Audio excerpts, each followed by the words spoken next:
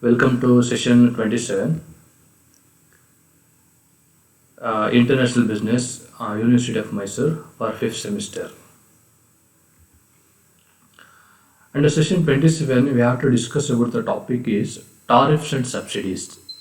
So in these sections, we have to identify the tariffs, types of tariffs, subsidies. The main objective of this session is to understand the concept of tariffs and subsidies, to know the types of tariffs. Come to the tariffs. So what is the meaning of the tariffs? So here the tariff is a tax on import or exports between sovereign states. It is a form of regulation of foreign trade and policy that taxes foreign products to encourage or safeguard domestic industry. This is the main thing is the tariff is nothing but a tax. So ಯಾವುದ್ರ ಮೇಲೆ tax ಹಾಕ್ತಾರೆ, the tariff should be related to import and export. So ಆಮದು ಮತ್ತು ರಫ್ತುಗಳ ಮೇಲೆ ಹಾಕುವಂಥ ಟ್ಯಾಕ್ಸನ್ನು ನಾವೇಂತ ಕರಿತೀವಿ, in simple ವರ್ಡ್ಸಲ್ಲಿ ಟಾರಿಫ್ಸ್ ಅಂತ ಕರಿತೀವಿ. ಆದರೆ ಟಾರಿಫ್ಸ್ ಅಂದರೆ ಏನಕ್ಕೆ important? It is a form of regulation. So regulations is a controlling activity of foreign trade and policies.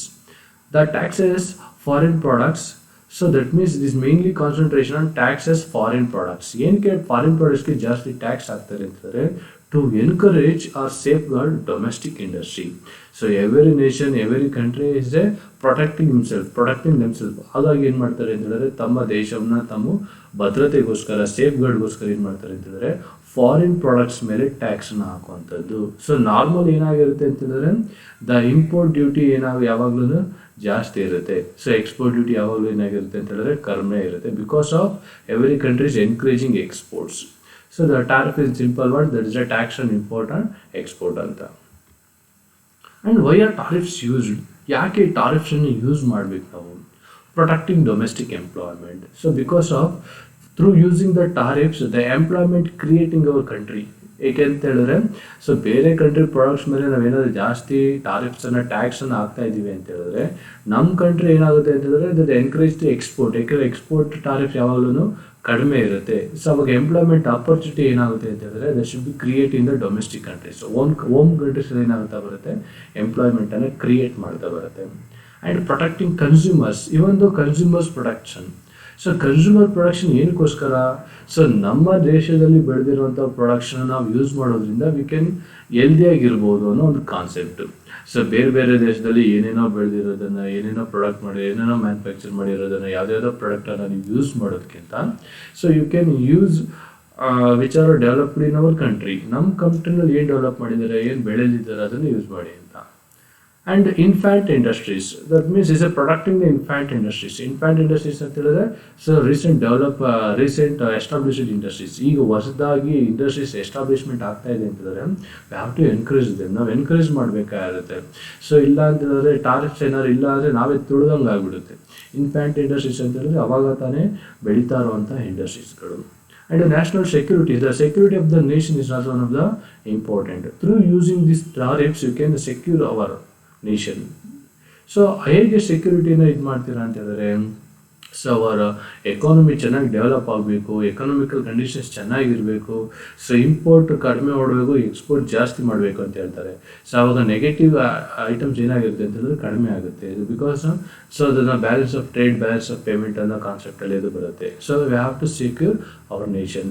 ಹೇಗೆ ಅಂತ ಹೇಳಿದ್ರೆ ಎಲ್ಲರೂ ಇಂಪೋರ್ಟ್ಗೂ ಟ್ಯಾಕ್ಸೇ ಇಲ್ಲ ಅಂತ ಹೇಳಿದ್ರೆ ಜಾಸ್ತಿ ಇಂಪೋರ್ಟ್ ಮಾಡ್ಕೊಬಿಡ್ತೀವಿ. ತುಂಬಾ ಜಾಸ್ತಿ ಇಂಪೋರ್ಟ್ ಮಾಡ್ಕೊಂಡಾಗ ಸೊ ಅವಾಗ ನಮ್ಮ ನ್ಯಾಷನಲ್ ರಿಸೋರ್ಸ್ ಮುಖಾಂತರ ಏನು ಮಾಡಬೇಕಾಗುತ್ತೆ, ಪೇಮೆಂಟನ್ನು ಮಾಡಬೇಕು. ನೆಕ್ಸ್ಟ್ ರಿಟಾಲಿಯೇಷನ್ ಅಂತ. So retaliation is nothing but so you have to tax for the opposition. So tax for the opposition ಅಂತ ಹೇಳಿದ್ರೆ ಈಗ ನಮ್ಮ ಕಂಟ್ರಿ ಪ್ರೊಡಕ್ಷನ್ನ ಬೇರೆ ಕಂಟ್ರಿನವರು ನಾವು ಎಕ್ಸ್ಪೋರ್ಟ್ ಮಾಡಿದಾಗ ಅವರು ಟ್ಯಾಕ್ಸ್ ಹಾಕ್ತಾ ಇರ್ತಾರೆ. ಸೊ ಅದೇ ರೀತಿ ಅವರು ಟ್ಯಾಕ್ಸ್ ಹಾಕ್ತಾ ಇದ್ದಾರಲ್ಲ, ಸೊ ಅವರ ಪ್ರತೀಕಾರಕ್ಕೋಸ್ಕರ ನಾವೇನು ಮಾಡ್ತೀವಿ, ನಾವು ಟ್ಯಾಕ್ಸ್ ಹಾಕ್ತೀವಿ.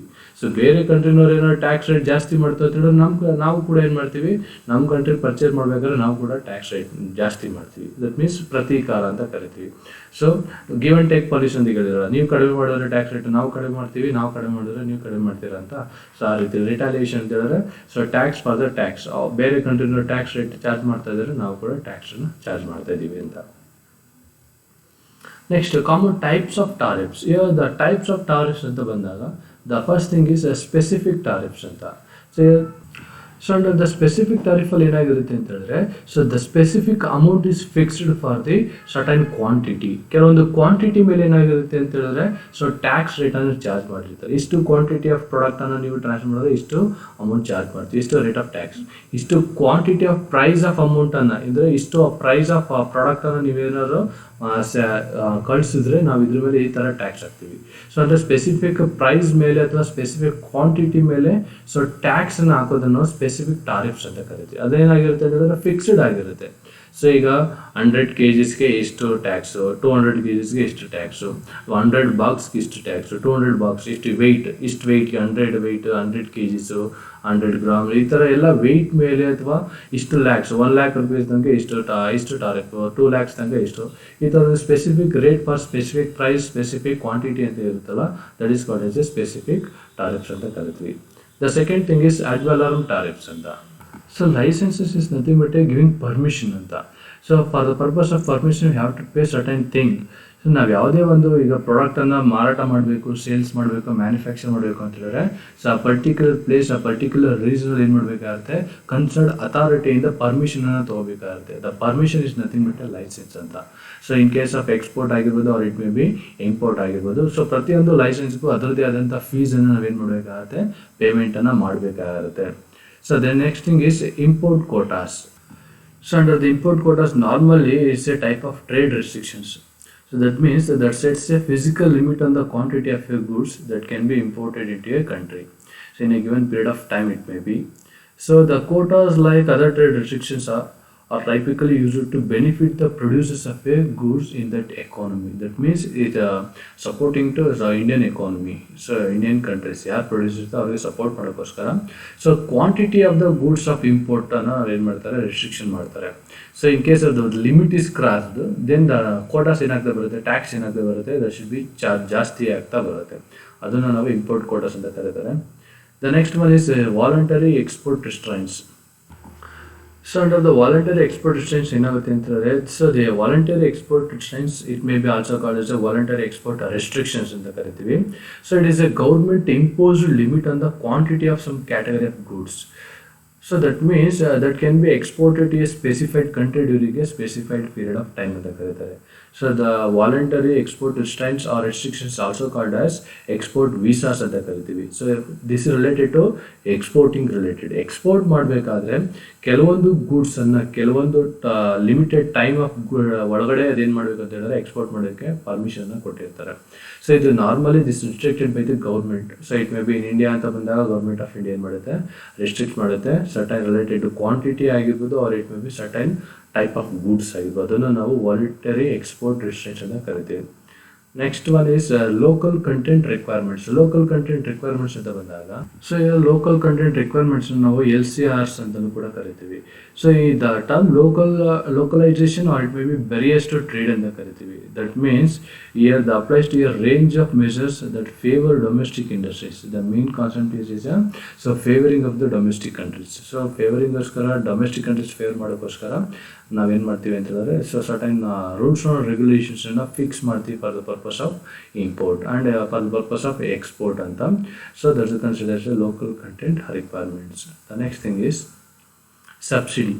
So what is the meaning of subsidy ಅಂತ ಹೇಳಿದ್ರೆ, here the government payment to producers attempting to lower the price of produce and increase quantity produced, that is encourage production. So in the international business context, the subsidy is given to domestic producers to increase their international competitiveness. The main ಆಗಿ subsidy ಅನ್ನೋದು the ಸಹಾಯಧನ, helping nature from the government ಅಂತ ಕರೀತಾರೆ. So help ಮಾಡೋಕ್ಕೋಸ್ಕರ ಯಾರಿಗೆ normal ಆಗಿ help ಮಾಡ್ತಾರೆ, the ಪ್ರೊಡ್ಯೂಸರ್ಸ್ಗೆ. ಏನಕ್ಕೋಸ್ಕರ ಅಂತ ಹೇಳಿದ್ರೆ attempting to the lower the price, ಕಡಿಮೆ ಪ್ರೈಸ್ನಲ್ಲಿ ಜಾಸ್ತಿ ಕ್ವಾಂಟಿಟಿ ಆಫ್ ಗೂಡ್ಸನ್ನು ಪ್ರೊಡಕ್ಷನ್ ಮಾಡಬೇಕು. ಸೊ ಇದಕ್ಕೋಸ್ಕರ ಸಹಾಯಧನವನ್ನು ಕೊಡುವಂಥದ್ದು. ಸೊ ಇಂಟರ್ನ್ಯಾಷನಲ್ ಬಿಸ್ನೆಸ್ ಏನು ಹೇಳ್ತಾರೆ ಅಂತಂದರೆ, the subsidy is given to domestic producers. ಅಂದರೆ ಸೊ ಇಂಡಿಯಾದಲ್ಲಿ ಇರೋವಂಥ ಪ್ರೊಡ್ಯೂಸರ್ಸ್ಗೆ ಏನು ಮಾಡ್ತಾರೆ, ಸಬ್ಸಿಡಿಯನ್ನು ಕೊಡ್ತಾರೆ to increase their international competitiveness for the purpose of exporting capability increase ಆಗಲಿ, ಎಕ್ಸ್ಪೋರ್ಟ್ ಮಾಡುವಂತಹ ಕ್ವಾಂಟಿಟಿ ಆಫ್ ದ ಗೂಡ್ಸ್ ಏನಾಗಬೇಕು, ಜಾಸ್ತಿ ಆಗಬೇಕು. That means they R face to competitiveness in the world ಅಂತ ಕರೀತಾರೆ. ಸೊ ಹಾಗಾಗಿ ಏನು ಮಾಡುತ್ತೆ, ದ ಗೌರ್ಮೆಂಟ್ ಆಫ್ ಇಂಡಿಯಾ ಆಗಿರ್ಬೋದು, the any government of that particular country provide subsidy. And here the subsidies is classified into two types. That the first thing is the direct subsidies. So direct subsidies are those that involve an actual payment of funds towards a particular individual, group or industry ಅಂತ ಒಂದು particular ಇಂಡಿವಿಜುವಲ್ಗೆ ಅಥವಾ ಒಂದು particular group of ಪೀಪಲ್ಗೆ ಅಥವಾ ಒಂದು particular ಇಂಡಸ್ಟ್ರಿಗೆ ಕೊಟ್ಟರೆ ಅದನ್ನು ಇನ್ the form of ಯಾವುದ್ರ ಮುಖಾಂತರ actual payment of fund in the form of fund ಮುಖಾಂತರ ಕೊಟ್ಟರೆ ಅದನ್ನು ನಾವು ಡೈರೆಕ್ಟ್ ಸಬ್ಸಿಡೀಸ್ ಅಂತ ಕರಿತೀವಿ. ಆ್ಯಂಡ್ ಇಂಡೈರೆಕ್ಟ್ ಸಬ್ಸಿಡೀಸ್ ಅಂತ ಬಂದಾಗ, so indirect subsidies are those that do not hold A predetermined monetary value or involve actual cash outlay. They can include activities such as price reductions for required goods or services that can be government supported. So that means ಇಲ್ಲಿ ಏನಾಗುತ್ತೆ ಅಂತ ಹೇಳಿದ್ರೆ, so not identify ಪ್ರೀಡಿಟರ್ಮೈನ್ ಮುಂಚೆಗೆ ನಾವೇನು ಮಾಡೋದಕ್ಕಾಗಲ್ಲ, monetary value ಪ್ರಕಾರ ನಾವು ಅದನ್ನು identify ಮಾಡೋದಕ್ಕಾಗೋದಿಲ್ಲ. That should be indirectly. So ಇಂಡೈರೆಕ್ಟಾಗಿ ಯಾವ ರೀತಿ ಇದು ಮಾಡುತ್ತೆ ಅಂತ ಹೇಳಿದ್ರೆ, so price reductions for required goods. ಕೆಲವೊಂದು ಪ್ರಾಡಕ್ಟ್ಗೆ ಸಬ್ಸಿಡಿನ ಈಗ ನಮಗೆ ಗ್ಯಾಸ್ ಸಿಲಿಂಡರ್ ಕೊಡ್ತಾ ಇದ್ದಾರೆ ಅಂತ ಹೇಳಿದ್ರೆ, ಗ್ಯಾಸ್ ಸಿಲಿಂಡರ್ ಆ್ಯಕ್ಚುಯಲ್ ವ್ಯಾಲ್ಯೂ ಬೇರೆ ಇರುತ್ತೆ. ಸೊ ಸಬ್ಸಿಡಿ ಅಮೌಂಟ್ ಅಂದ್ಬಿಟ್ಟು ನಮ್ಮ ಬ್ಯಾಂಕ್ ಖಾತೆಗೆ ಬರ್ತಾ ಇತ್ತು. ಸೊ ಈಗೇನಾಗಿದೆ, ಅದೇ ಥರ ಏನಾಗುತ್ತೆ ಅಂತ ಹೇಳಿದ್ರೆ, ಸೊ ಆ್ಯಕ್ಚುಯಲ್ ವ್ಯಾಲ್ಯೂನ ಪೇಮೆಂಟ್ ಮಾಡೋದು ಬದಲು ಸೊ ಆ್ಯಕ್ಚುಯಲ್ ಪ್ರಾಡಕ್ಟ್ ಏನಿದೆ ಅದಕ್ಕಿಂತ ಕಡಿಮೆ ವ್ಯಾಲ್ಯೂಗೆ ತೊಗೊಳೋದು, decreasing the products. So it may be any raw materials ಆಗಿರ್ಬೋದು, ಸೊ ಸರ್ವಿಸಸ್ ಆಗಿರ್ಬೋದು, ಸೊ ಫ್ರೀ ಸರ್ವಿಸಸನ್ನು ಕೊಡುವಂಥದ್ದು ಫಾರ್ ಪ್ರೊಡ್ಯೂಸರ್ಸ್ಗೆ. ಸೊ ಈ ಥರ ಮಾಡೋವಂಥದ್ದು. ಸೊ ಆ್ಯಕ್ಚುಯಲ್ ಅಮೌಂಟನ್ನು ನೇರವಾಗಿ ಕೊಡುವಂಥದ್ದು ಡೈರೆಕ್ಟ್ ಸಬ್ಸಿಡಿ. ಅಮೌಂಟನ್ನು ಕೊಡದೇನೆ ಆ್ಯಕ್ಚುಯಲ್ ಪ್ರಾಡಕ್ಟ್ ಆಫ್ ಪ್ರೈಸನ್ನು ಕಡಿಮೆ ಮಾಡುವಂಥದ್ದು, ಸರ್ವಿಸಸನ್ನು ಕಡಿಮೆ ಮಾಡುವಂಥದ್ದು, that is the indirect subsidy ಅಂತ ಕರಿತೀವಿ. So these are the sources of reference. You can refer through these websites and in the textbooks. Thank you.